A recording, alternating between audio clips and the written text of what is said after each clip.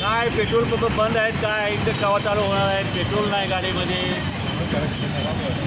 कुठून आलाय तुम्ही? नाक त्रास व्हायला लागलाय, काय करायचं काय आता पब्लिकाने. कुठून आलाय? मी आलो विद्यावरून. आता विद्यावरून मला मागायला जायचं आता. सांगली पेट्रोल नाही जायचं कसं आता. सांगलीत एक पण पंप नाही चालू, एकही पंप चालू नाही. काय बंद आहे विचारला काय? काय बंद आहे काय सांगायला तयार नाहीत कोणी. चाललेलो कामाला, आता पंपावर आलो तर पेट्रोल संपलेलं. कधी चालू होणार सांगितले का? नाही तसं काय बोलले नाही. खरं आत्ता तर नाही आहे म्हणजे टँकर आला तर मिळेल, नाहीतर नाही पण मिळू शकत नाही. आता सांगितलं कुठेही कुठल्याही पंपावर पेट्रोल नाही आहे.